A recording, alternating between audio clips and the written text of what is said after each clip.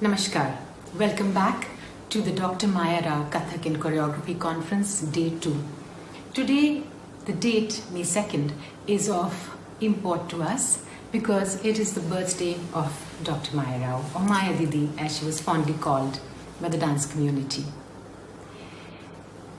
A pioneer in the field of Kathak and choreography, and also a scholar, an avid researcher, and a person who invested in people. She always said, I don't care about my awards because my students are my legacy. So I hope a whole lot of students of hers from across the world and dance enthusiasts, dancers, gurus are watching today. We begin today's conference with a film titled Maya to Matter. This features lecture demonstration snippets that Maya Didi shared with her audiences and her students, after which we will have a very interesting panel discussion moderated by our Vice Chairperson, Dr. Anita Ratnam.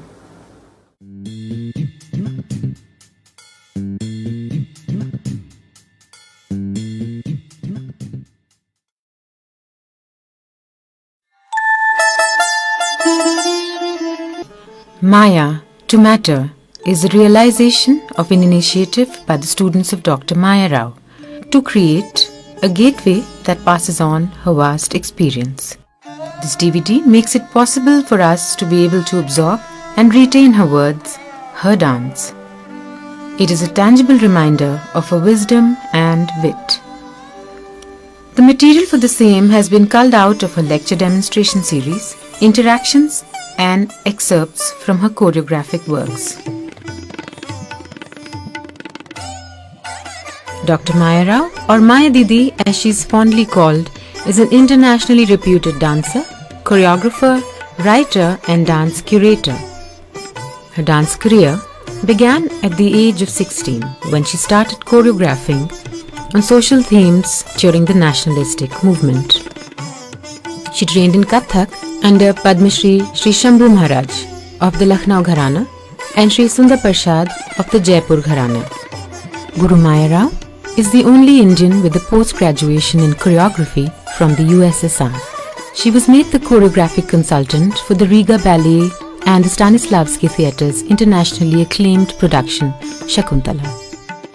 For her contribution to the field of dance and choreography, Guru Maya Rao has received several awards. To name a few, the President of India Sangeet Natak Academy Award, the Karnataka State Award, the prestigious Shantala Award, the Emeritus Fellowship, and an honorary doctorate from Bangalore University. As chairperson of the Karnataka State Sangeet Nritya Academy, she initiated many performing arts festivals at heritage monuments like Somnathpura, Pattadakal, and Halebir. Maya Didi has trained over 3,000 students and led cultural delegations to over 30 countries. In a lifetime offered to her passion and mission, dance. She birthed Natya in Delhi under the aegis of UNESCO in 1964. In 1987, she shifted the centre to Bangalore, India's only degree college of choreography, the Natya Institute of Kathak and Choreography. Namaskar. I've spent over 70 years in the field of dance, studying, observing, experimenting with choreography, watching stalwarts So I thought I should share my experiences with you. I'd like to pay homage to my Guru Shambhu Maharaj. I'm talking mostly of Shambhu Maharaj today because the topic is on the poetry of Kathak. In Vrindavan and in the temples of Rajasthan, even today there is this Ras Leela tradition, which is the background for Kathak. We call them Bhagavatas here in Yakshagana. They have Kathakas. Even to this day, they'll say Lakshmi Narayan Kathak or somebody. They add the word Kathak to their names. To make their narration more interesting, they would interpret it with tukras like tat tat thai, tigradik thai, tat tat thun thun, tigradik thai, tigradik thai, small tukras. That's why they're called tukras. Tat tat ta tuk dan dan jhijikita jhijikita jhijikita thu thu danga tak thun. And when we try to write down the tukra, क्यों लिखते हो, क्यों याद नहीं, यहाँ याद करो, फिर दिल में उतारो, भूलोगे नहीं.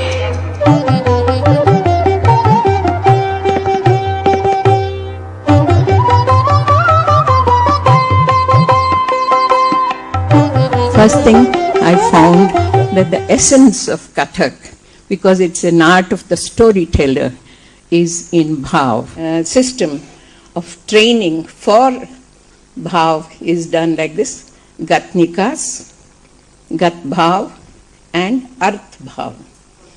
Arth bhav is also called bhav batana. Wajid Ali Shah revived and revitalized the Kathak technique by dancing. He was a huge person, but wearing a nice Lucknow kurta, he would be Krishna. And since he was the Nawab, he wrote the Tumris. Tumri पेश करके परी सलाम बादशाह को सलाम करके बैठ गई. In the libretto it is written like that, because he is thinking from his Persian imagery, and all are paris, Neelam Pari, Sabz Pari, in his what he called the Indar Sabha, story about the Apsaras. Otherwise he called it Rahas. The other feature of the Bhav Batana is, as I said, we just don't show the actual meaning, but also the association of ideas. Savan every time doesn't have to be just the rain pouring. It could be the savan in you, the tears which are.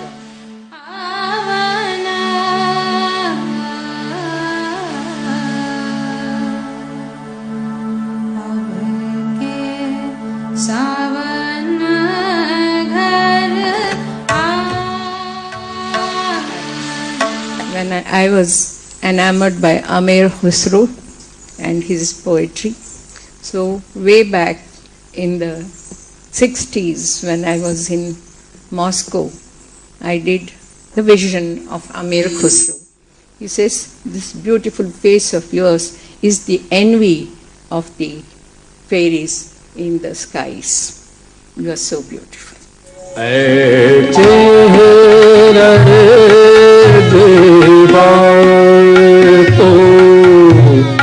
Rush के पुकारने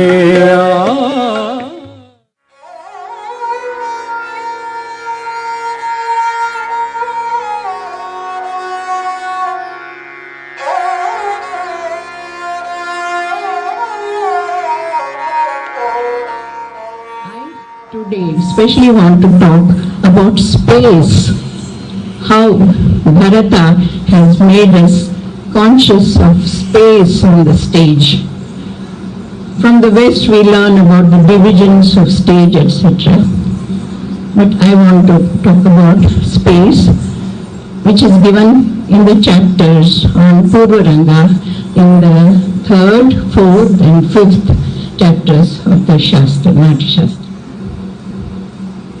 Purvaranga was performed to ward off obstacles from the stage. And as the centuries passed by, somehow Shiva's place was taken by Ganapati. until now also it happens. No? The business goes on to the son and the father retires.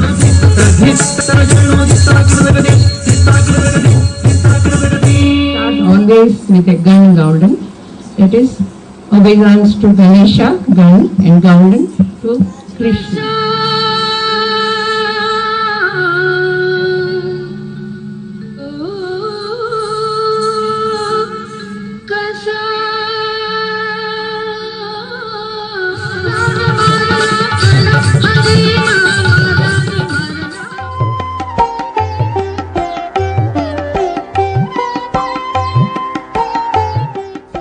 I was not satisfied with all these explanations, only I said there should be something more to movement, because we see it in the tribal, we see it in the folk dances.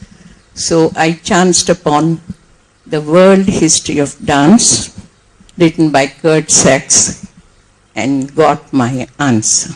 He, being a student and observer of animal life and human life, interested in anthropology and ethnology, brought out a beautiful theory saying dance is the mother of arts. So then going further, we have these two divisions: dances in harmony with the body and dances out of harmony with the body, and the movements are created according to these theories. In dances in harmony, again, Kathak divides them into two: the expanded dances and the closed dances.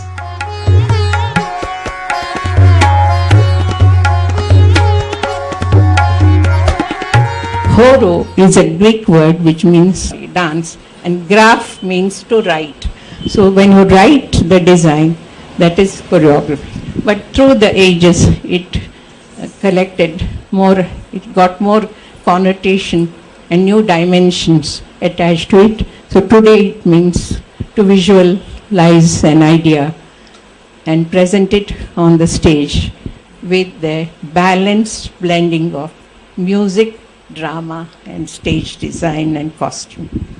So that is choreography. How some of the elements could be used for a thematic purpose, or to create mood and atmosphere, or use it in a new way to create a beautiful image of that tal.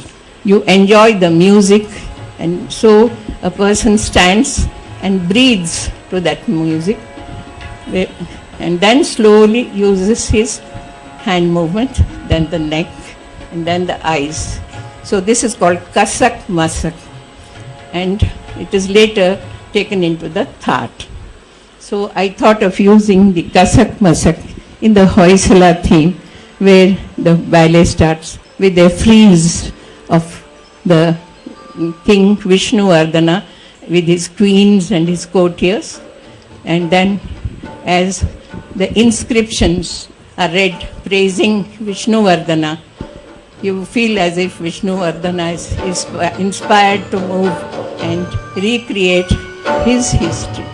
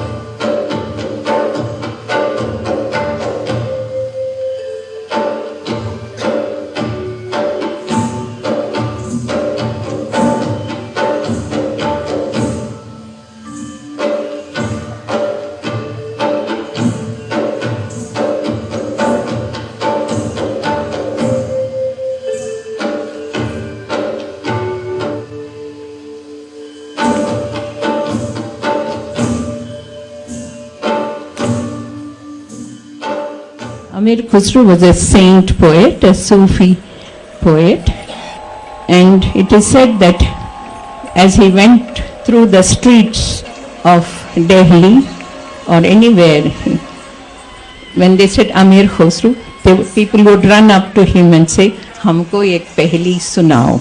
So he'll say, "Give me the words," and each one gives him all kinds of words, but he would put them together and give them a beautiful couplet. खीर पकाई जतन से चखा दिया जलाए, कुत्ता आया खा गया, तू बैठी ढोल बजाना पानी पिला.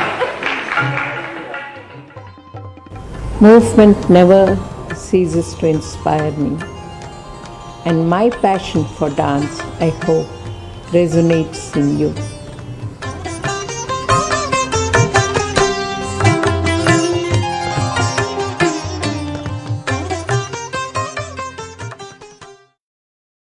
That was Maya to Matter.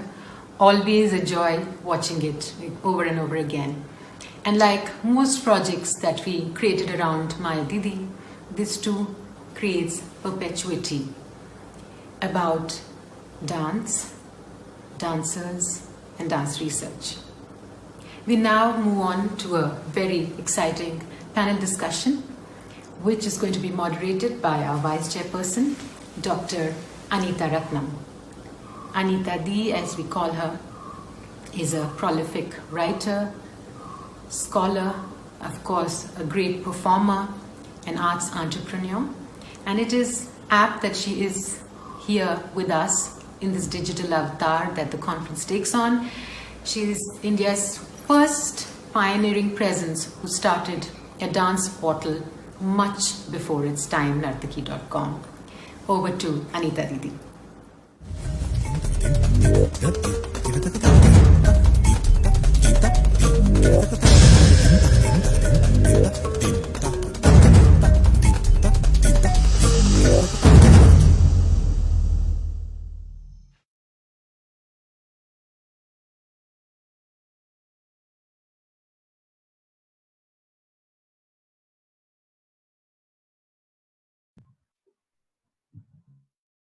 Namaste, and welcome to a panel called Looking, Watching, Seeing, the New Optics of Dance. Now imagine this, 40 dancers performing the Ras Leela, whirling, drumming, leaping across the stage in full magnificent splendor, and we are watching in our bathrobes. Imagine the Bolshoi Ballet, glittering, precision perfect, and we're in our pajamas. A Kathak dancer, a Bharatanatyam dancer, doing intricate bandish, tihai, korve in Aramandi and a Tirmanam, and we're munching chips and reaching for a drink. And another performance, perhaps one eye on the screen, and another we're shouting and barking orders to a child who refuses to eat. This is the reality of our COVID-19 world. The live arts has come into our homes and into our intimate private spaces. We seem to have almost forgotten what it means to dress up, wait in anticipation to be led into a darkened auditorium, sit down next to a friend or a stranger, and wait for the curtain to go up. Everything has come to us. And the challenge is we're watching everything through the cold, glassy eye of a camera. So what challenges does this bring to dancers? Can we adapt? Is it possible for the Indian classical dance styles to even segue into this new digital world? Joining me today are three wonderful speakers, and it's my pleasure to introduce them and welcome them. First, I will begin with Rajiv Menon. His award-winning work in films like Bombay and Guru have cemented his place in the hearts of so many filmgoers. A wonderful storyteller, he directed Minsara Kanavu and launched me in Kandu Kondeen. And his latest film is Sarvam Talamayam, about a mridangam player and a mridangam maker. Rajiv, welcome. Next, we have the wonderfully original looking Shivaraja Nataraja. Now, dance lovers and dancers may have seen his work as he paints the stage for almost 30 years in Ramli Ibrahim's Sutra Dance Company. An avid painter, his obsession with a Baroque style of art has brought his love of the visual arts into lighting design. Welcome, Shiva. And finally, we have a woman of many parts, Sridevi Deshpande Puri, who started as a textile designer with Garden Vareli. Remember those bright printed saris? And then she went on to have her own design and was one of the early people to join Tanishq. And later, she glided very smoothly as the head of creative design for the luxury jewelry brand Ganjam. Sridevi has worked across mediums, textiles, metal, precious stones, and her work has been seen in Milan and London. She's also designed dance costumes for Madhu Nataraj and STEM Dance Company. Welcome, Sridevi, and welcome all of you. I want to start with the idea of color and texture and shade. And so I'm going to start with Rajiv. Rajiv, in two films, one, you were a director, Minsara Kanavu, and the other, you were the cinematographer, Bombay. I want to pick out two moments. In Bombay, you had Manisha in this beautiful swathe of blue against the ocean in a part of Kerala, where the location was. And as a director in Minsara Kanavu for the song Ooh La La La, you had this candy floss background and you had a heroine, Kajal, in black. So just talk to me about it, because we're talking about color, texture, and shade. Tell us those two moments and how they happened for you. I think Bombay, as we know, is a film about the Bombay riots. And so it's obvious that you're going to be shooting a lot with gray as well as fire and dust and smoke in the second half of the film. So if you say that warms, beiges, grays, browns, khakis are the colors of the second half, the opposite is what you need to do before their life turns topsy-turvy. So even though we shot the village in 4 different locations in dry Tamil Nadu, we could not find a river. So we went for the river and we wanted the river crossing and the boat. So we had shot in Kasaragod during the rain. And we shot Uire in Bekal Fort, which is close by in Kanyanad. And then the girl's house was in Pollachi. And the Karnaline song was in Madurai.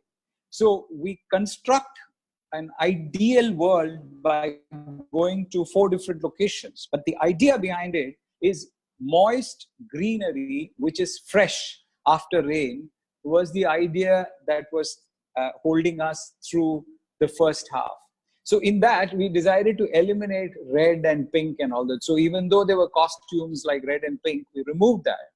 And we took another costume and adapted it and just had the shroud of black and not gray that you're going to see later, and have the greenery of the thing and the ocean. So we pulled the filter off, brought in the blue into the monsoon thing, and shot basically the kind of style of a landscape without trees and the surging sea and the sky and the solid red laterite coming only through the 4th wall, which is symbolic of the impediment. So you try to work not with all the colors, but with some of the colors. And in Minsara Kanavu, because it was like a Mardi Gras or a kind of a fiesta, so you take all the colors to the back and then not put all the colors onto the heroine, then she looks like a Paris toffee wrapper or something like that. So you take the cut colors which you see in cartoons and put them like Walt Disney colors behind and put the girl in black, because she is going to go and become a nun. So you are guiding the audience into that color scheme before they actually get hit by You say that you're so inspired by the Baroque style of this extravagant 17th, 18th century lighting. And for those of us who have seen you work your lighting on stage, it's as if you're painting the stage, you know, with a kind of an opulence. Now, my question to you is, when you're working with many dancers, 10, 15, 20, 12, and you are working with dancers of different skin tones with great contrasts, like in Malaysia, you're working with so many different skin tones. I want you to talk about how you use color and multiple bodies on stage. Okay. See, Anita, when I mentioned about lighting dancers, on a stage performance, for me, it's like my approach is like they are just a blank canvas. So you give them all these shades of colors. In my paintings, I use my colors, my brushes and paint to express the rasas and the emotions. But on theater, I will do on the stage. I will use the light, the lanterns, to create the mood and the atmosphere. So my approach, you see, like when you say Malaysia, we are multiracial, we have a different skin tone and all that. So I think like it's very difficult. By the time we go into the detail, we miss the whole, the climax of it. So I make it very general. So what I do, like I give them a lot of side lights by sculpturing them. Basically, dance performance, it's easy to be lit. One thing is like, normally, like I don't open up the light just like that from the front of house. I will like use a lot of backlighting, visually like you pushing them to the front, and then you compress from the side, both wing left and right.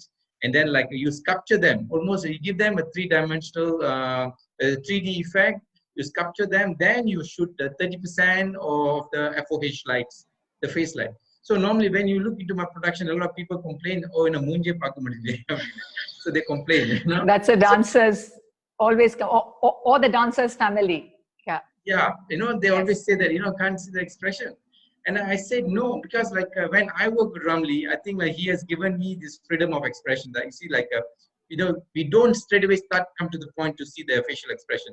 So before coming to the facial expression, there is like a journey where the dancers come through. So that's where my freedom of expression comes in. So I will create all these moods and all this. That is like my like what you call the like a 3-second glory of fame to create the atmosphere. And when the dancers come to a point where the music cue comes in, then I open up their face light. Then it syncs with the cue, then you get a visibility. Otherwise, like straight away you wanted to show the thing, for me, I think that's not my style of working. Okay. But I think that's it, Anita. Is okay? Yeah, fine, of course. And we're moving straight on to Sridevi. Sridevi, when you work with jewelry, of course, you work with such close-up and minutiae and the precision. But for dance, we're seeing it at a certain distance. So tell me about the two productions, Mandala and Nirvaya, that you worked with Madhu and STEM Dance. Tell us about the colors you chose, the fabrics, and why you chose them. Shri, can you hear me? Yes, now I can. Yeah, yes.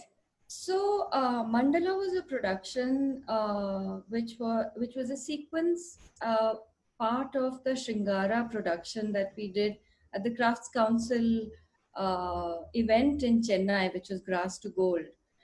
And it was a very interesting production because I think for the first time, STEM Dance Company introduced the using of visuals in the background.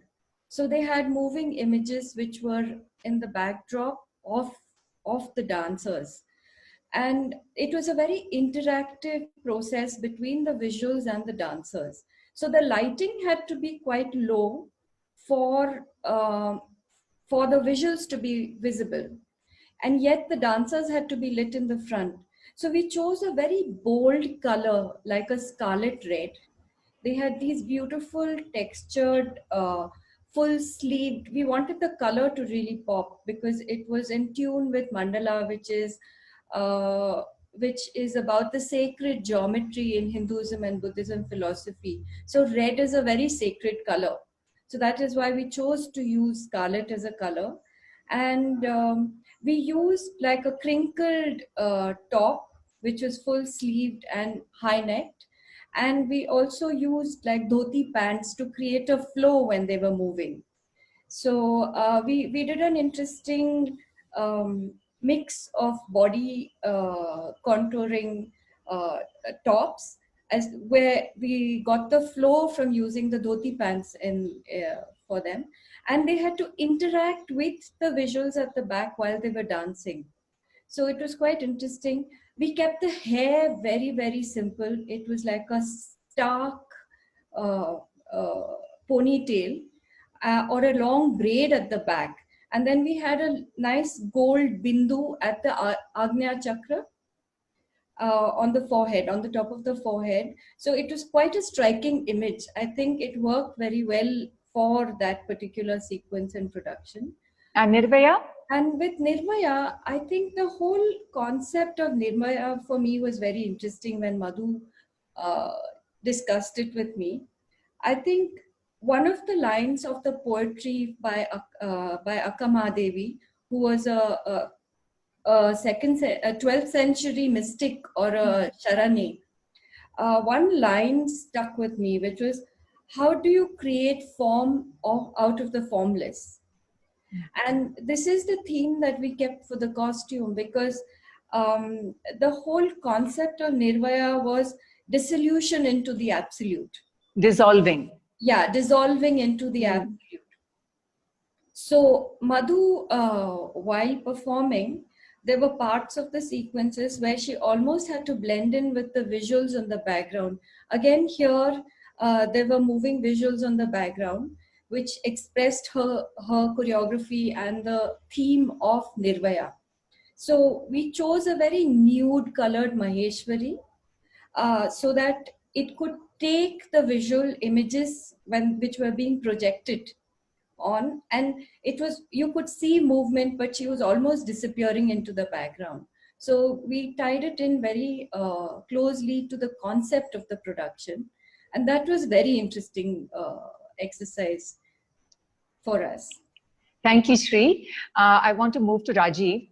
Rajiv, you have grew up with a classical singing mother, Kalyani Menon, and so you also have a ear for classical music. But when you watch dance, do you really think that our classical dance can really be chopped up in terms of a close-up of the eye, then a close-up of the hand, a close-up of the feet? Does it work like that when you are shooting classical dance? Tell me how you feel about this.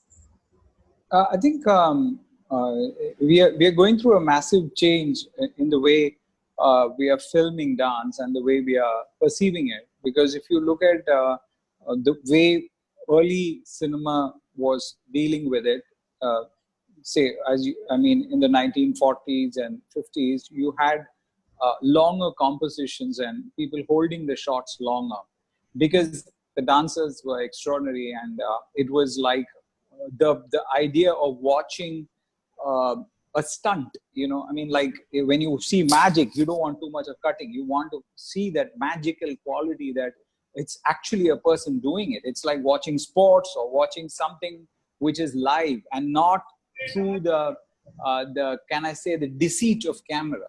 So the intervention of the camera was to record but not participate in the process.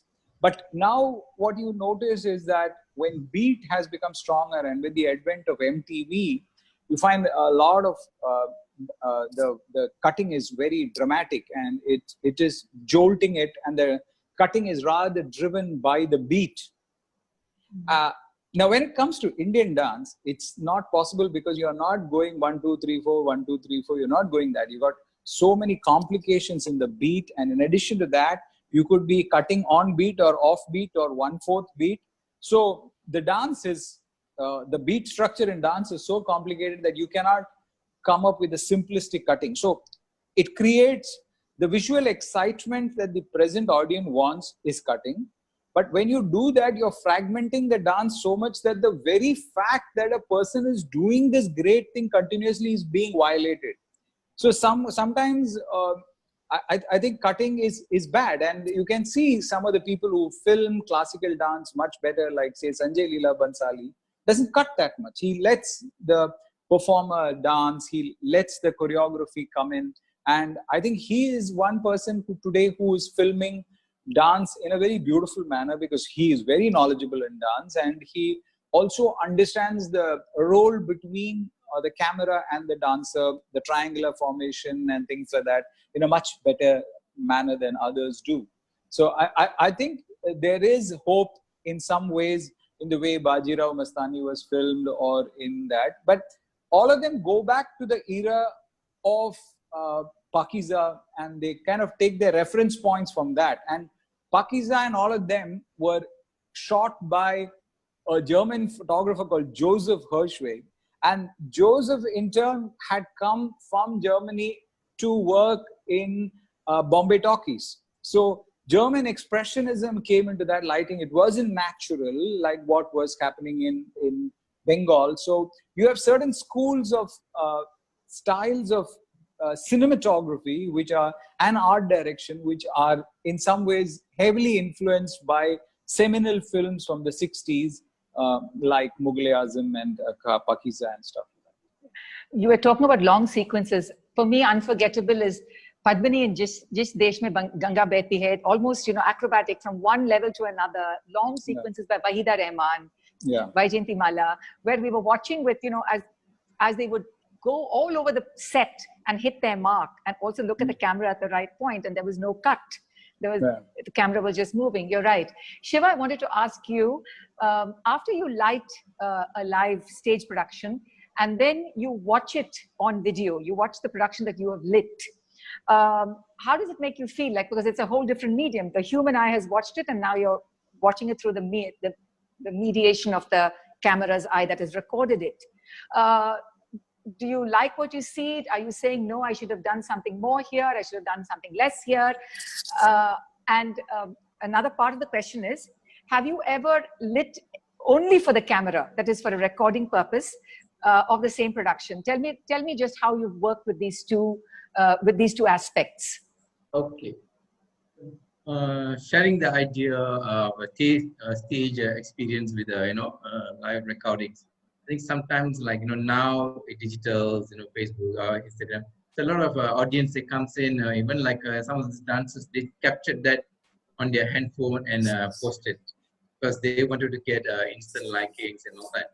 I think like when you sit in an auditorium and look into the proscenium stage, because the dance was choreographed on the proscenium, when you look into that proscenium, I think it's a different experience. Like when you are seeing it from your camera, you're just looking through a box of viewfinder, like a rectangle. You're just seeing through a viewfinder. I think for me, I think we are losing a lot. The experience is much more important rather than capturing it within the small phone, and shooting it out. But I think like when you sit there and enjoy them, I think like I think like the lighting will do more justice if if you were to see and witness a performance. Because I think there's every single things were captured. You see the proscenium as a whole, not as a close-up or section of the body of the dancers and all that. Sometimes like when they do a close-up on certain things, they missed out the other side of the activity, where like there's another entrance exit which is coming, all interlinked. But then like this camera, sometimes they will just focus on this area, but then they miss the other. So sometimes I'll get all this comment, because sometimes I'm the one who organized my video guys and all that to shoot. And then their dancers will express their dissatisfaction, saying that, oh, we missed the choreography because they want to use for study reference. Oh, we don't know what is this coming out there. The guy is doing a close-up here. So I will tell them, whatever it is, I think like you have to have one master shot where you, for study reference different. I think to be artistic, I think it's entire, I think it's a different ball game. I think like they have done works for, especially for cameras, where you do a dance performance, you record for broadcasting. So they have a different set of lightings and all that. I think sometimes we also have, the production house in Malaysia, run by our private cable TVs and all that. For them, I think like they have everything. They have their in-house technical team and all that, and they all use these diffusers, filters, and all that. So whatever it is, they want everything to be seen from the clear. They don't want to have shadows and all that. They say like, no, this is too dark. And all so basically what you're saying is that it's what we all agree is it's a whole different kind of optic when you want to film dance for the camera. Different. Yes. It's a very different thing.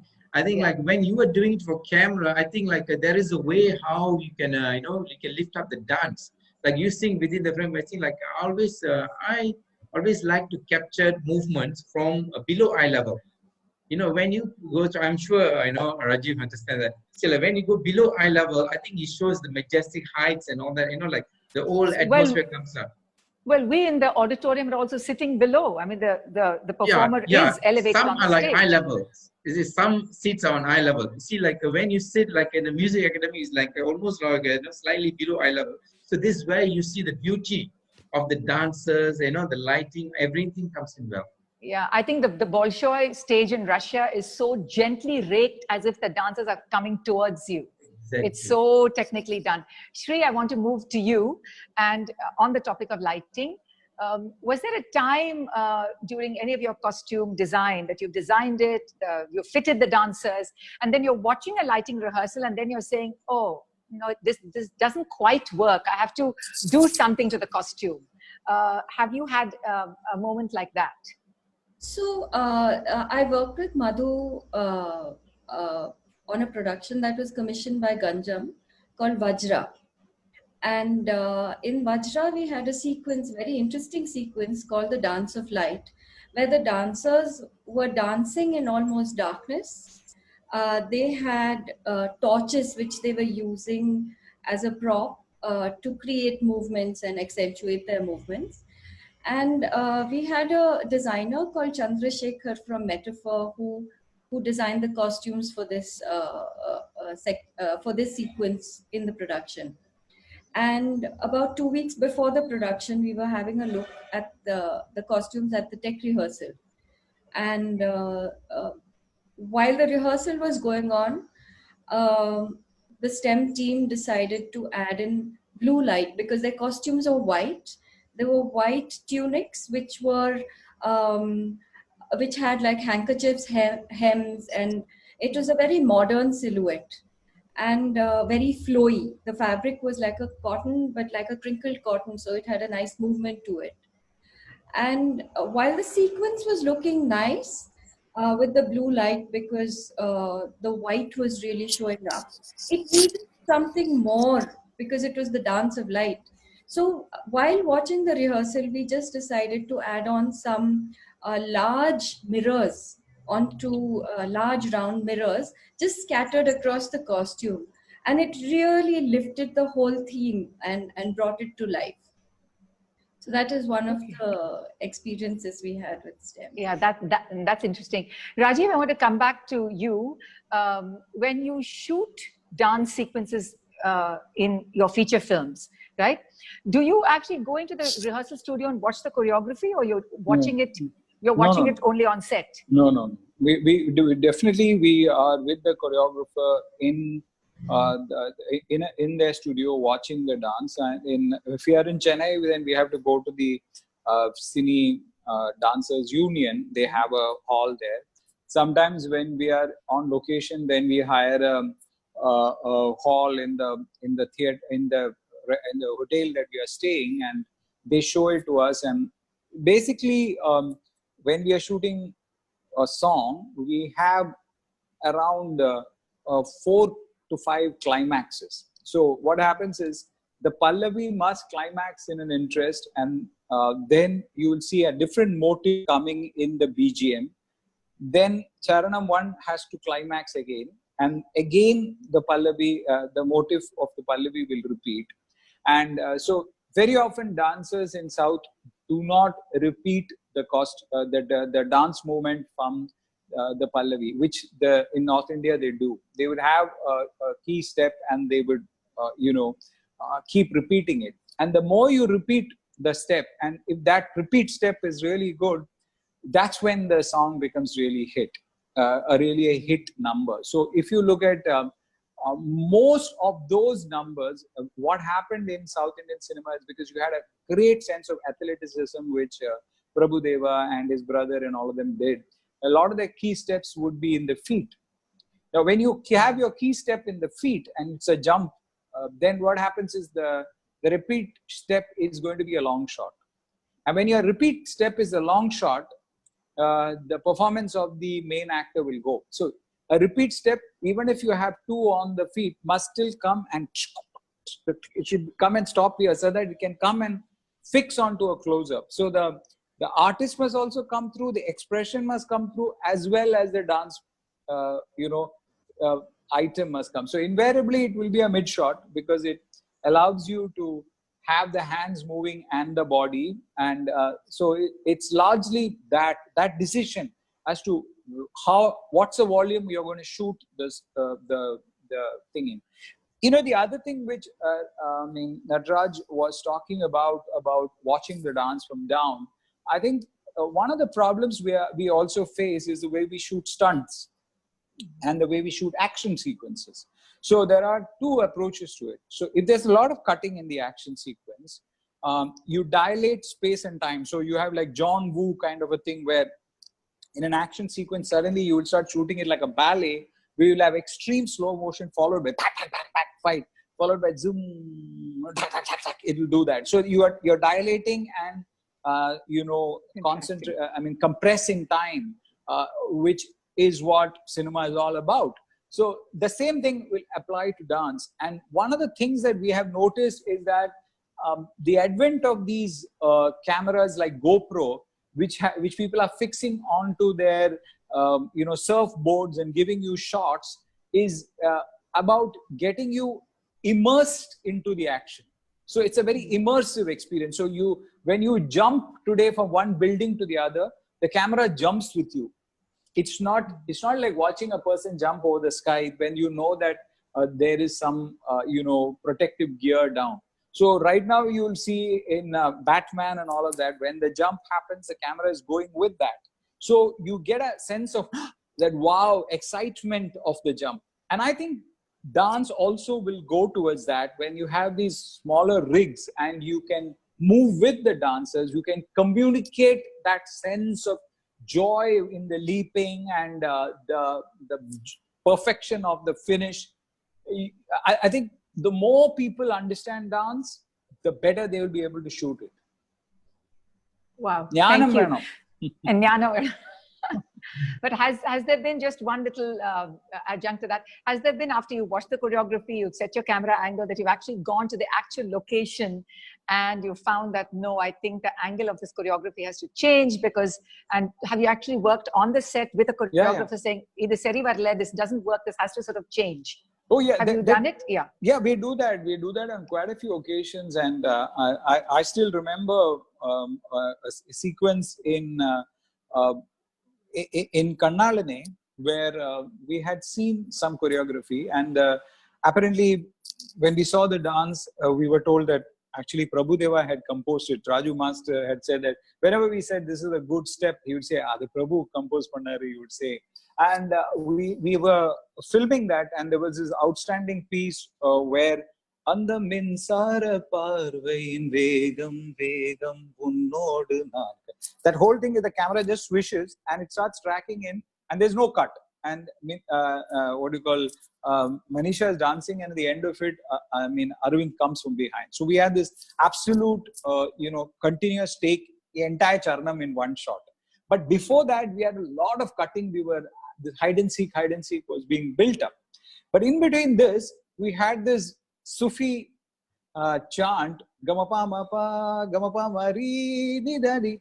That was composed, and it was like people were sitting on a straight stage and they were Gamapa Mapa, they were like clapping and singing. It was just not capturing what AR had sung.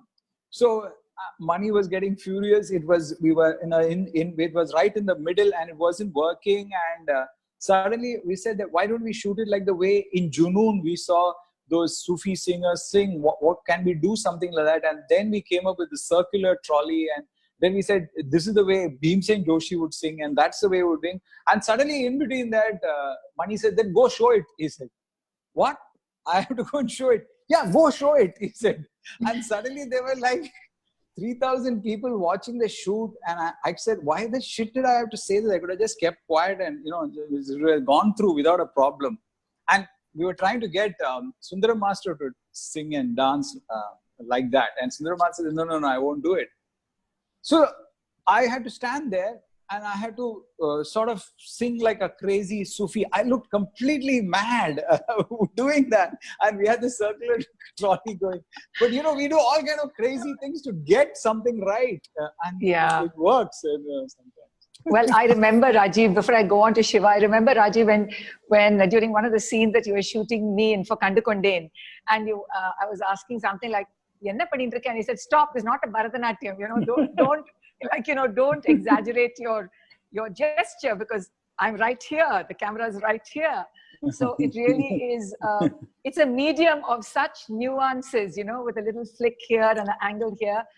Shiva, my question to you is in all the years you've worked with dancers, mostly in Malaysia, do you think that dancers are interested in the whole craft of lighting itself? How to take a light, how to hit the spot, how to hit a mark? Do they actually come and talk to you about it? Do they want to know more about it? Or are they just obsessed about their performance on stage? This I'm talking from my experience, where yes, from your experience. Yeah, so I don't know about other companies, but for me, it's like when in Sutra, you know, I work with my dancers. When I design the lights, the first thing they go to the stage, I'll draw the border. I say this is the limit you can come. If you cross the limits, I think you are in dark. So I'll tell them. I have to tell them like saying like, you know, if you want to be seen as a dancer, you want to be seen, you have to be in the light. So they have a tendency of going to almost to the edge of the stage, you know, to the audience. They think that by going closer to the audience, they get a better expression, visibilities. And I say, no, there is a dark area. I say, like, why you cross that? You know, so you maintain your border, okay? The light is there. Basically, the lights are invisible, you know. So like, if you come from when on the wing lights, you know, the side lights, you know, its total stage will be dark. But you know, if a dancer is walking from upstage downstage, it will pick up because the subject is there. You know, you get lit up. You know, it just picks up. So the light is there, but it's not visible. The light is only visible when the dancers comes into the spot. So I tell them, if you want to get noticed, be in the light, because the light don't move. I think as a dancer, you can move even you are off the spot. So don't try to be smart to be off the spot. Move into the spot. You know, it's not like it's going to be end of the world. You know. So everyone do mistakes. Somehow I think it's more challenging for dancers. I think they are doing it live. So it's okay. Even like you are already sitting on out of the spot. Okay, because the light cannot move. I think you can move into the light. So I think I tell them this kind of thing. So being, I think, to give them all the technical aspects, and I think they rather be on the stage, you know, and they share their stage glory. They are not, I think, as far as I know, they are not keen in knowing the technical side of it. They don't want to come to the dark room or the green room. You know, they want visibility. So they want to be on the stage, and that's it. They don't want to know how the light, what is this instrument is like, you know, what kind of light. There's so many kinds of lights are there. You know, the certain lights have certain effect and all that. For example, I must tell you, Anita, I experienced this. I think this was in Toronto a long time ago. The Kalanidhi Dance Festival, you know, the Harbour Theatre in Toronto. So they had a festival. So we performed there. And the next day, another prominent dancer from Chennai, Bharatanatyam dancer, went. And then she performed there. No, like they like spot. They said like, when I do the Abhinaya pieces, sitting pieces, okay, give me this spot. Okay. And then the lighting designer in that stage has given the spot to her. And then when the show goes on, I think she has a spot. Of course, she's set in the spot. And then the spot was like, the face is not visible because the light is coming from the back. Okay. So what you see is just a silhouette. So I went up and I told the guy, hey, Kai, this is wrong. You know, I don't think so. She meant this spot, you know, like when she says special means like this. He said, no, I cannot do anything. This is what she requests. She was sitting there for almost 15 minutes on the dark on the back lighting. So this, I think they should have a basic understanding. You see, if you say spot, it's like there is like, you know, upstage, front, diagonal. There's almost like, you know, like if you are the light coming from your back, you only see your shadow. That means when you see your shadow in front of you, that means your face are not lit. Yeah. Yes. So this is some theories I always tell them. If you see, if you think that you are in light, just look into yourself on the floor. If you can see your shadow, that means you are alive. You don't see a shadow, you are invisible. So these are the two aspects. But I think because I think being a dancer, I think is more easier Then coming to the technical side of it. See, when we talk about, the backstage, yeah? So like I always move in with my teams and all that, way before the dancers. So the dancers like comes in only when they have a rehearsal slots and all that. They come in, they do the thing, and then they come in during the light plottings and all that. I think it's a luxury that we have enough time and all that. Then I give them a full run. Normally like my production, when I do production and all that, our full run is always on the gala night. On the first night of the show, will Yeah. be our actual tech run. Yes, So, that's yeah, the that is situation always the for case, most of us. so like, but I still do the best, so like I still improvise. Even I program over 100 over cues. I still I have my programmer, my lighting guys, but I still keep about 20 channels backup. So like if sometimes the dancers comes out of the light, you just still push them, but you just have to tell them there is a limit you can cross. But sometimes Okay. they get too excited or carried away, they move. Okay, thank you, Shiva. Shri, I want to move to you and to the next topic of institution building. So I know that you're on the board of trustees of the marvelous and late Wendell Roderick's Moda Goa Museum. And it is dedicated to Goa, its history, its textiles, its culture. But now with museums all over the world becoming so interactive, and nothing is static. So is there a provision or space in Moda Goa for the performing arts? That's an interesting question. So the Moda Goa Museum is the first costume museum in the country today. And we're hoping to open it sometime end of this year or early next year. One of the rooms that is in the museum, Wendell wanted to capture the festivals of Goa. And each festival in Goa is celebrated through dance and music.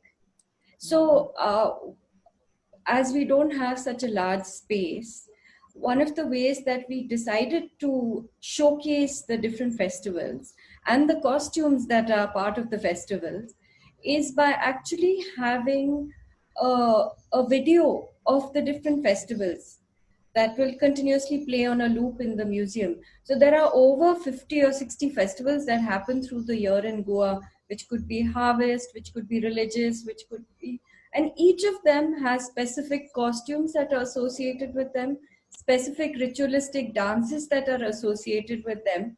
So it was Wendell's vision to give people an introduction to and a snippet into an introduction into all these little festivals that happen across Goa. They're not so widely known, but they're very regional in Goa. So this was a great platform for us to showcase the wealth that is available in Goa. Thank you. Rajiv, you started and you run the Mind Screen Institute. It started for cinematography and now it has so many other branches. Do you think that there will be now an opportunity to teach cinematographers about dance, because they have to film dance sequences, whether in feature films or sometimes even in ads?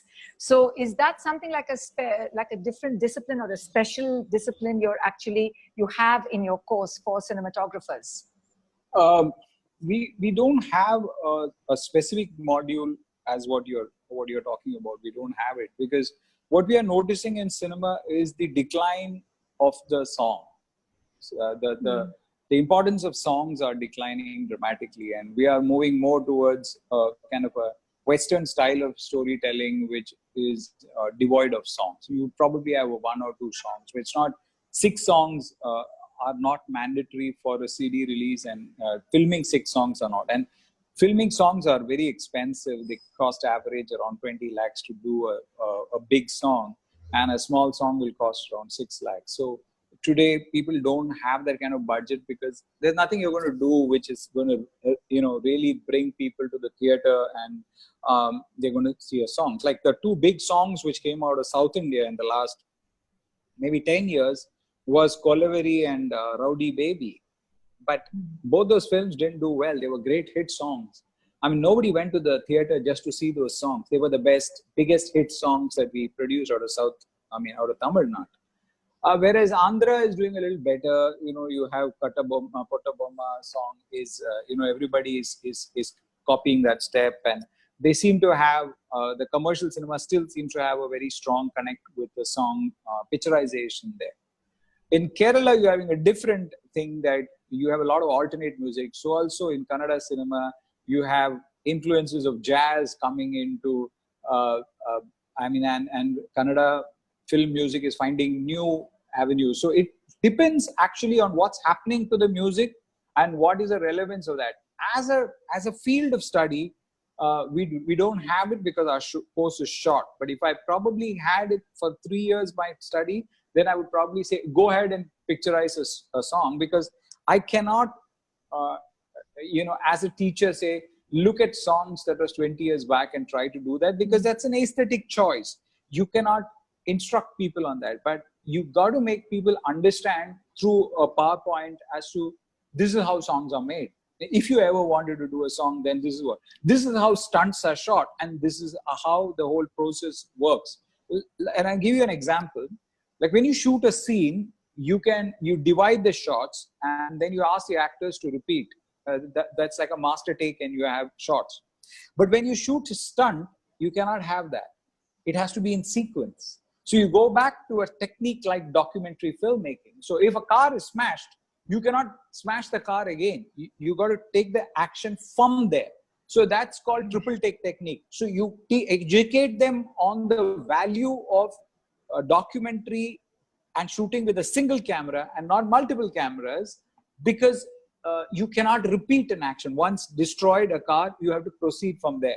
So those elements are important to study. And I specifically feel in the case of dance, especially after hearing what Shiva was talking about, I think it's very important that dancers learn a couple of things. You should not teach dance without music. Dancers should learn music. Dancers should learn how to play a rhythm instrument. Dancers should learn lighting. Dancers should learn makeup. These things have to be understood. So like Bharatanatyam dancers take a lot of things, they put a mic and they talk in chaste English and say that this is what the Abhinayika was saying, this is what it is. They are good with that, but they don't put the same effort into actually learning the music. The movement you take live music out of Bharatanatyam, it becomes record dance. It cannot be, the liveness will come when you can exploit all the thing that makes live really very good, as in when after 1 year when we come back to live. So just as singers should know how to use the mic, the dancers should know how to receive the light. The dancers should know how to tone down the makeup when they are being shot for the camera. Yes. Both. So the idea that you're performing sometimes for an audience at a distance of 30 feet, sometimes you're performing for a camera which is only 5 feet. All these perceptions about the receiving light, color, all these things have to be part of a overall study process and a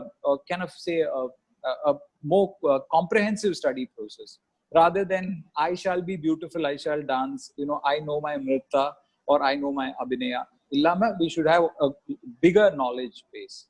Thank you, Rajiv. Shiva, you're a painter and a lighting designer. So you bring a kind of your painting skill and your painter's eye. Now, do you think dancers, Rajiv said they must know all these other things, but do you think dancers must also do something else, like maybe paint, maybe do pottery, maybe do something else in an allied art form to even increase their own visual vocabulary? Do you think that is important or crucial? Yeah, I think it's very important. I think as a dancer, I think most of them will stick it to their own genres. We only have 10 minutes, so we have to Okay. be quick with our So thoughts. Yes. I think in Sutra, I think Ramli has trained them. Even we take them on an international tour and all that. After the performance, we'll take them to the museums, to the opera. So they have to see the good, the bad, and the ugly. So they know what not to do precisely. So we'll expose them. You have to go and see a sculpture. How an artist, sculpturing, doing these sculptures. And you go and see the paintings, like some of the international artists, you go to MoMA or even you go to Paris to do, we take them everywhere. Whenever we go, they may say, after performance, you have to go, no more shopping. You have to go and see all these galleries, and you have to go and watch other performances as well. Like by looking at other performance, then you know what are the things and all that. I think Sutra, we have trained them, to multitask and all that. I think they're good in terms of when dancers are good in doing their own makeup, their costumes. they look after, because we travel on a very tight budget, so we share that kind of things.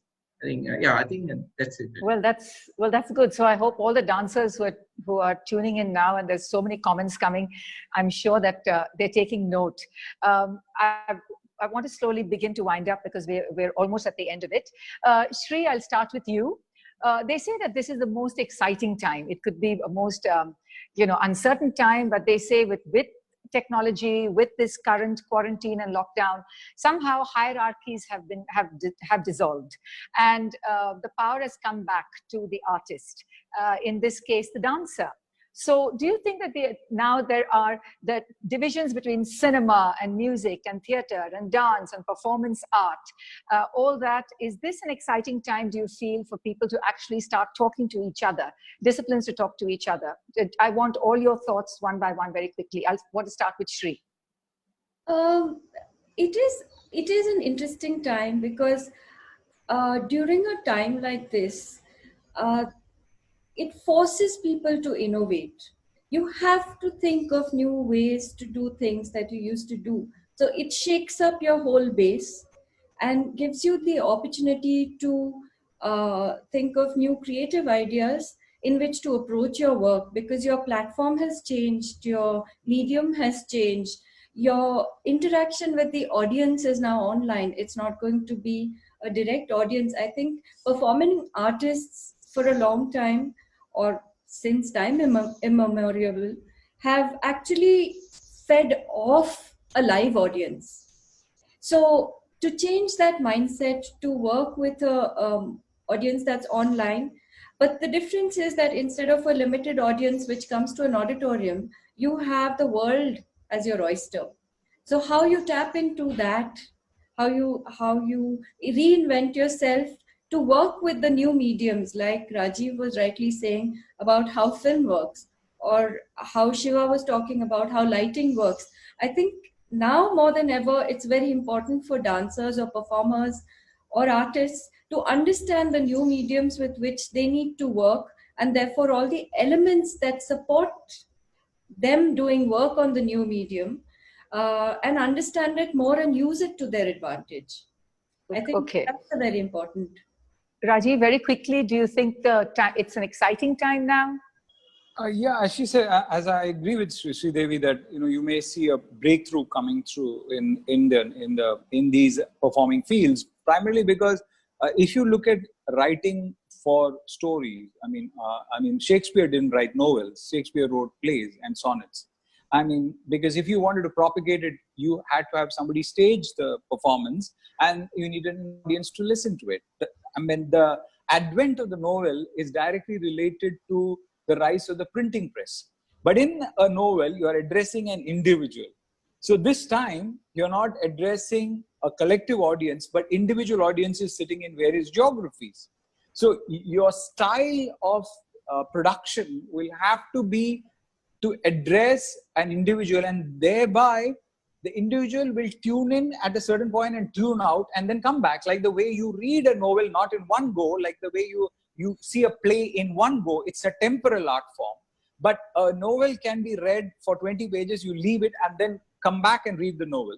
And you probably have that kind of a aspect to dance, where people will consume it at their time, at their convenience, but may not consume it in one continuous time frame. And that is very difficult for us to adjust to, that thought. Besides, attention spans of people are very limited. They are not 20 minutes now. They're getting coming down to 3 minutes, below that 90 seconds, So you got to hook the audience within 90 seconds. If they don't, you lost them. And they're just, going to swap you out to the next YouTube channel. So it's a very difficult time, but also, it's a difficulty which breeds innovation. Yes. Yes, thank you. Now, I think we're going to take questions because there's too many, but I have one question for each of you. I'm going to start with Shiva. Shiva, how do you see stage productions being affected by these times? What will happen to the idea of sets, costume, lighting design? And do you have to become very minimal now in these times, and even resources are going to be strained? That's a question directed to you. No, you see, this difficult time, like it's a lockdown and all that. So I consider this as a blessing because I think this is the best time. We can shut down everything. We can get back into ourselves. We have to start reinventing the whole wheel. See, in terms of creativities, how we can minimize the whole thing. So like, you see, in Sutra, when I do things is like always the budget is the main this thing issue. So how do we like, cut down everything? You can bring a backdrop, like you can just put it like, design a backdrop is weighing only about 10 kilos. And you put it up, then you put out the screen, you put a light, then you create a magic. So basically a lot of people, they don't believe it, but you create the 3D effects and all that by keeping simple method.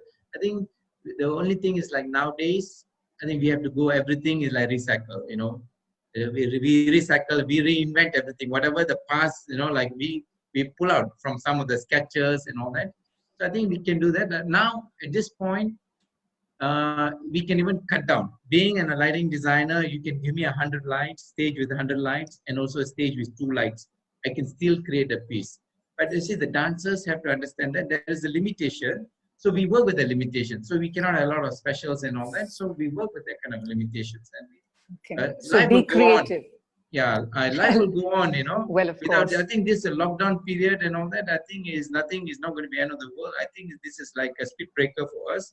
We put a pause to the thing, the what do you call the hectic world outside. We just go into ourselves and reinvent. Okay, we have to round up very quickly. Sri, I wanted to ask you as a question. I have to come to Rajiv. Please make it brief. So much art, design, live performances have come now to us free, absolutely free. So when we emerge into the new normal, are people going to be willing to pay for the arts? Will the value of the arts be decreased in some way? I certainly think that people should pay for art, because at the end of the day, it's a creative endeavor which is very individualistic, and if you want to consume it, you have to pay for it. I think it'll take some time for people to get into that mindset, and I think it needs to be introduced in a way where it makes sense to the person to pay for it and be able to consume it. But I think more and more as we go along on this online journey, I think new introductions are going to come in where new norms will come in where certain things will be free and certain things will have to be paid for when you consume them. Finally, Rajiv, as a filmmaker who's worked very closely with dance and music, could you point to some artistic strategies for creatively resisting the seemingly inevitable digital turn in the live arts? Maybe just give us one possibility. It's very difficult to I don't know, because music industry has gone through this absolutely devastating blow as far as you sang, somebody sold a CD and you made money, and you had these big companies, and all these big companies are gone, and you have these streaming giants. So most of the revenue that was coming for top stars was from their live acts. Now with live acts gone, what do? I really don't know what the solution is because like it's going to be very difficult for the next 1 year for the film industry to function, because we're going to have we're going to have social distancing. We have 300 people on a set. We'll have to work with 30 people on a set. Unions will oppose it, but unions will need to know that that's the way the new normal is going to be. So shooting is going to be difficult. Then when it comes to the theater, it's going to be a big difference. Only 50% of the capacity can be utilized because the middle seat will be removed. So that's going to affect the value proposition of stars and the possibility of earning money from it. So I think you're going to see some very exciting times in the next couple of years, and disruption in the cinema theater is going to happen. And I think art has witnessed a lot of these kind of changes. So if you look at the way when colonial powers came in and how our art has adjusted, how the golden period of art can be during the Maratha period in Tamil Nadu, and how it evolved like that, some kind of new normal will come about, but it's difficult to predict it. Yeah. Well, I want to end on a note of hope by saying that dancers we are the most Can I say resilient, we are the most creative. And I say that we have to wrap up. And I want to thank you all. I think it's been a most riveting conversation. Thank you, Shiva. Thank you, Shri. Thank you, Rajiv. And I want to thank you all for tuning in. I think you've listened to some amazing points. Most importantly, dancers, you have to reinvent yourself. You have to be creatively flexible. You have to diversify. You have to upskill yourself with other aspects that you never thought about. But I want to thank all of you who've joined us from all over the world, and thank you all. Namaste.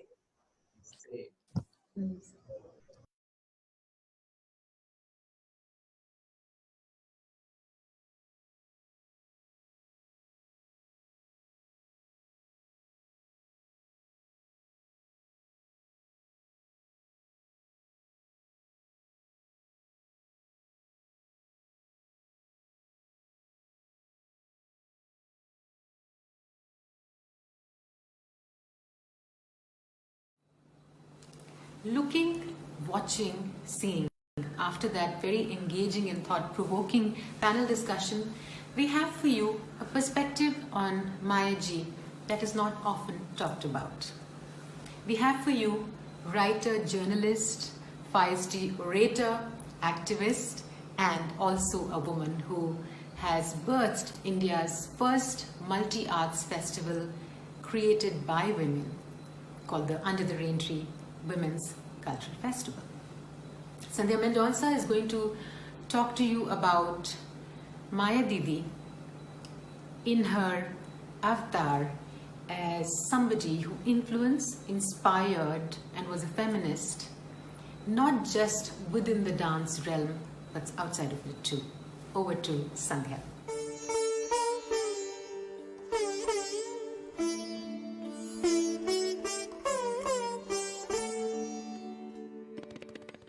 I'm Sandhya Mendonça.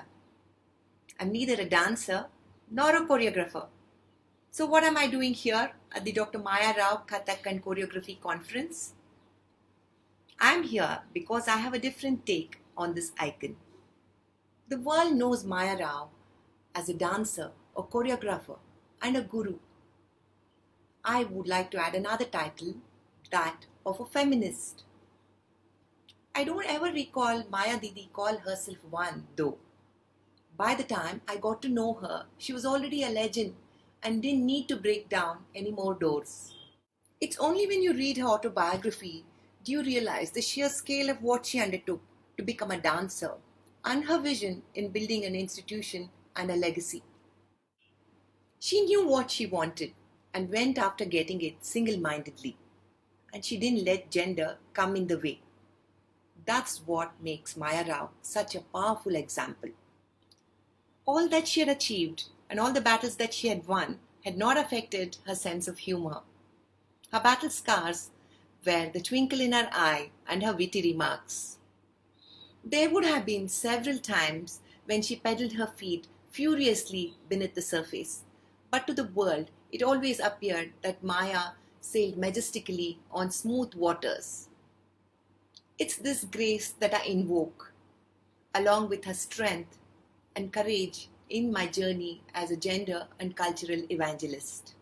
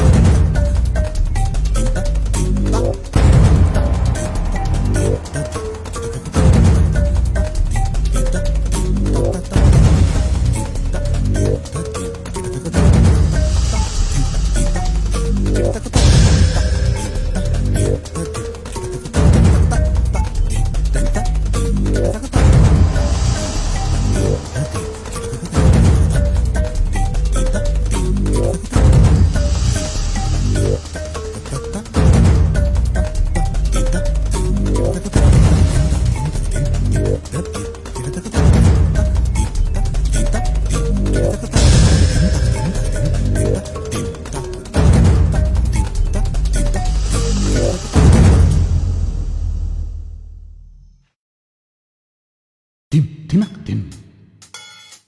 Tim tinak tim. Tim tinak tim. Tim tinak tim. Tim tinak tim. Tim tinak tim. Tim tinak tim. Tim tinak tim. Tim tinak tim. Tim tinak tim. Tim tinak tim. Tim tinak tim.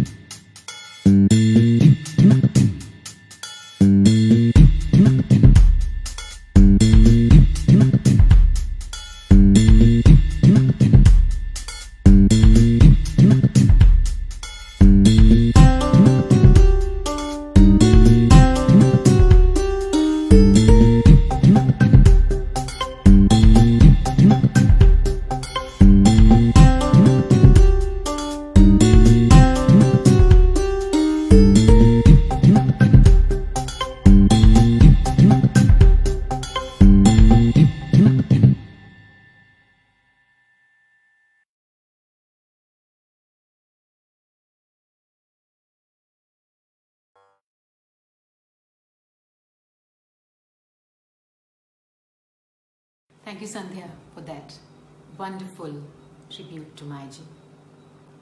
We now have for you the last section of the conference. And it is with the presentation by one of Dr. Maya Rao's favorite students, Sayyid Salahuddin Pasha. Pasha Bhai is a graduate of choreography from the Natya Institute of Kathak and Choreography. He has studied Bharatanatyam and also Kathak with Mayaji, and also Indian martial arts and many other forms.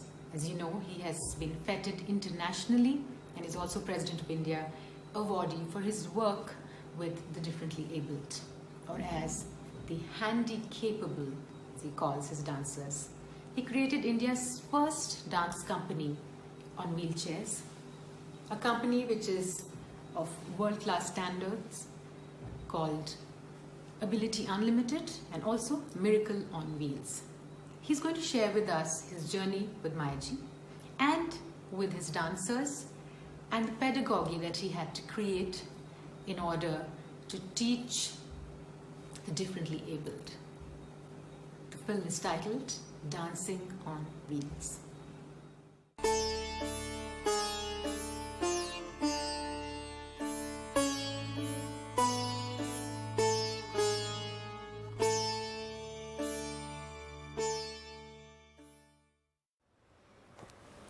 Namaskar, I am Sayyid Salahuddin Pasha, professionally trained in Bharatanatyam, Kathak, Yoga and Choreography. Today, I am known as a pioneer of classical wheelchair dance, and my work is globally acclaimed and appreciated. I am recipient of the National Award from the President of India and several other awards. The reason behind me telling this is to let you know that all this is because of my guru, Dr. Maya Rao. She is not only my guru and guide, but she has been more of a mother to me. Till date, I definitely think she is the guiding spirit who watches over me. The upcoming film you are about to watch showcases what I have learned from my guru, Maya Didi, and how I applied it in my own field of interest. This will give you glimpses of my innovative, therapeutic, unique classical dance on wheelchairs, which has created cultural inclusion for the empowerment of persons with disabilities. I trained persons with disability in classical dance according to the rules of Natya Shastra and Abhinaya Darpana, which brought them on equal platform. I sat on the wheelchair for several hours to invent this methodology of wheelchair Bharatanatyam. Gone are the days which I used to approach people to give them an opportunity, which today we get regularly for our renowned professional performances. We perform at several festivals across the country and abroad.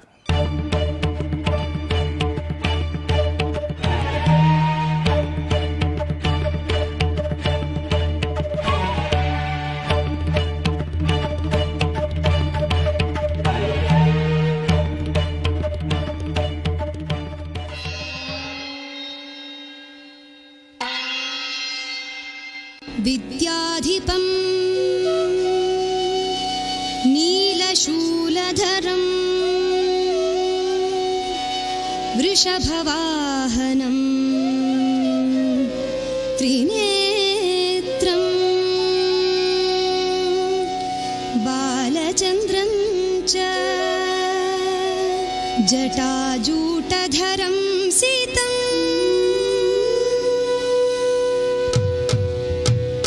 विद्याधिपं नीलशूलधरं वृषभवाहनं त्रिनेत्रं बालचन्द्रं च जटाजूटधरं सीतम्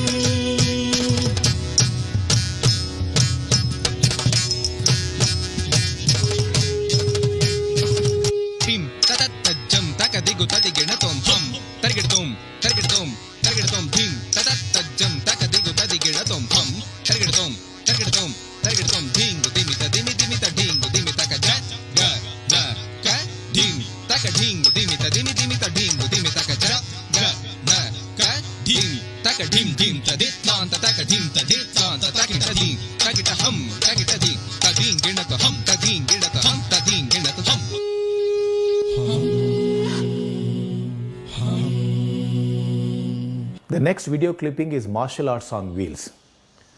Here you will see how disabled people are trying to overcome their shortcomings and bring out their inner strength. I have taken a lot of precautions and care to teach the ancient martial arts Thang Ta. Understanding each one's abilities and training them individually is very important.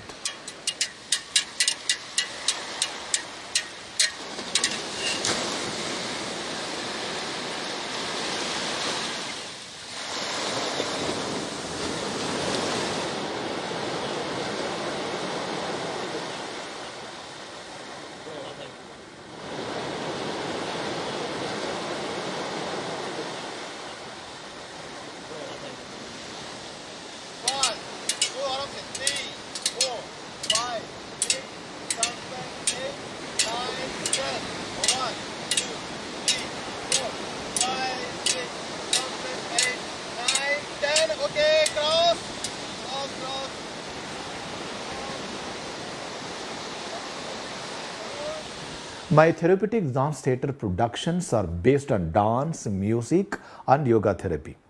The upcoming short film is about how I adopted the ancient yoga on the wheelchairs. After a lot of research, persons with disability were trying to do the most difficult asanas on the wheelchairs.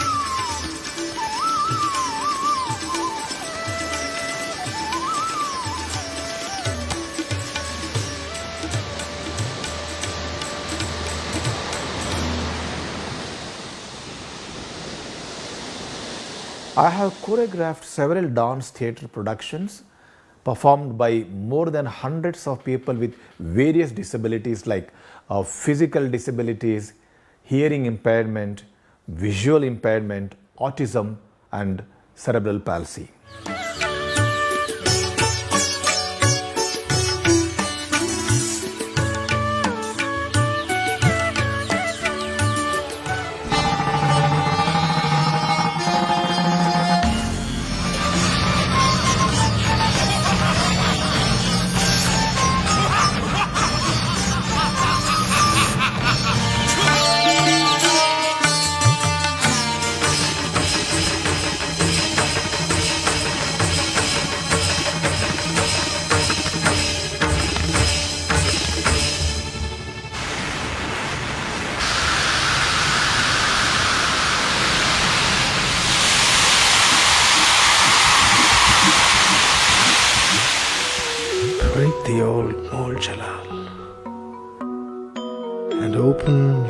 all eyes. Rise up to heaven on the silken sounds of your song. Delight him with your sublime poetry, and let your dancing feet tap out the joy that he is here.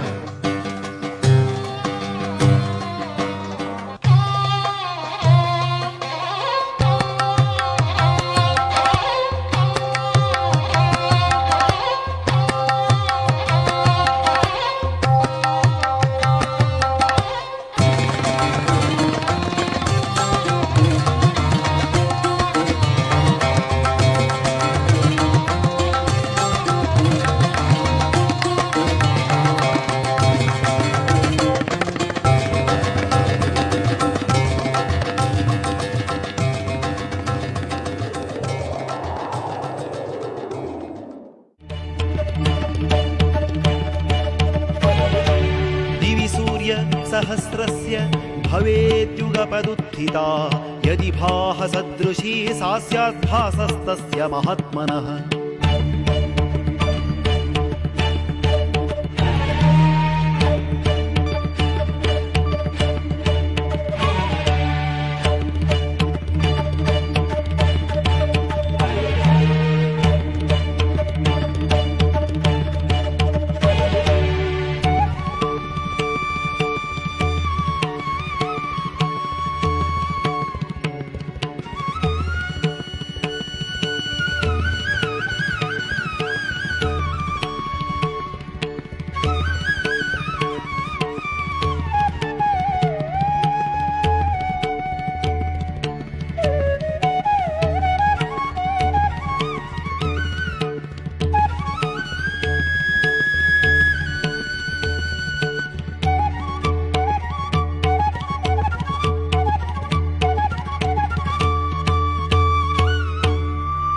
It is a privilege to share that I was the first one to introduce wheelchair classical dance on television reality shows across the country, which includes Amir Khan's Satyameva Jayate, Dance India Dance, India Has Got Talent, to mention a few.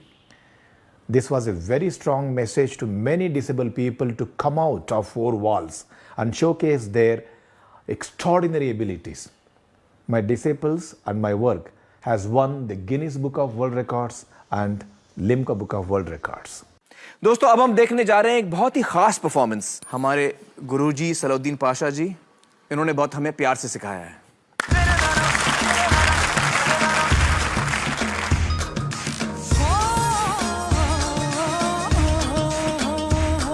ऐसे न देख ऐसे न झांक, ऐसे न देख ऐसे न झांके दुनिया, ए दुनिया।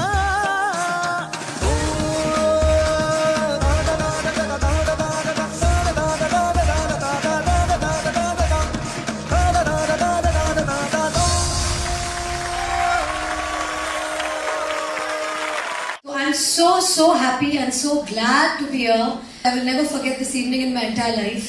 कि आप जैसा गुरु अगर इनके पास हो तो मतलब ये कुछ भी कर सकते हैं। ख्वाजा मेरे ख्वाजा, दिल में समा जा, शाह का शादू, अली का दुलारा। ख्वाजा मेरे ख्वाजा, दिल में समा जा, शाह का शादू, अली का दुलारा। ख्वाजा मेरे ख्वाजा, धिम तादारे दानी धिम तादारे दानी धिम ताना देरे ना, ओ दानी देर देर तानी ताना देरे ना।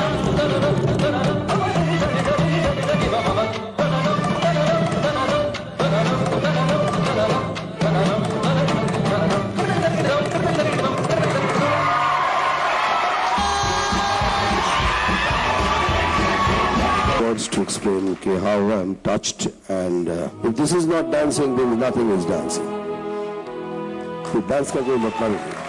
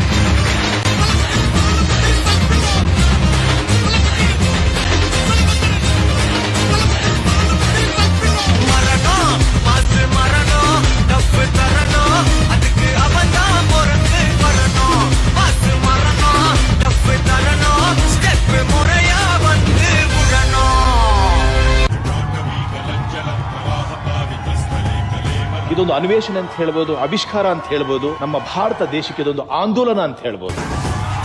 ತುಂಬಾ ಜನ ವಿಶೇಷ ಚೇತನಿದ್ದಾರೆ, ಅವರಿಗೆ ಅನುಕಂಪ ಬೇಕಾಗಿಲ್ಲ, ಅವಕಾಶ ಬೇಕಾಗಿಲ್ಲ. ಎಲ್ಲರಿಗೂ ಒಂದು ನಂಬಿಕೆ ಕೊಡೋ ರೀತಿಯಲ್ಲಿ ನೀವು ಎಲ್ಲಿಂದ ಬಂದ್ರಿ ಸರ್ ನೀವು? The unique work has paved the path for cultural inclusion, equal opportunities and empowerment in the field of art and culture. Thousands of people with disabilities have benefited physically, mentally and financially from therapeutic theatre and wheelchair dance. It has been a long journey of 3 decades to accomplish this. With all the hard work that has gone into these innovations, all I want is that it reaches many more people with disabilities so that they can lead a dignified and independent life.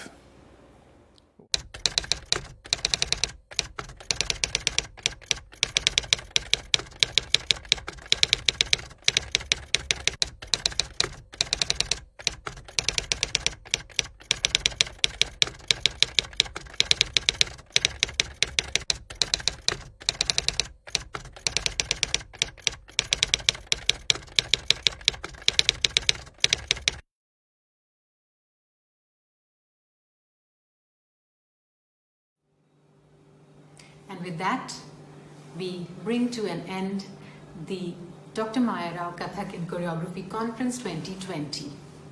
It has been a very exciting and humbling journey, as are the times now as we share this conference with you.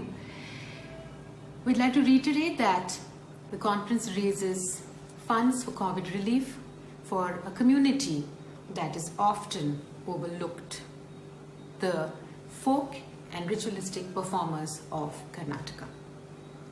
There is a link given with all the conference material which takes you to the fundraiser.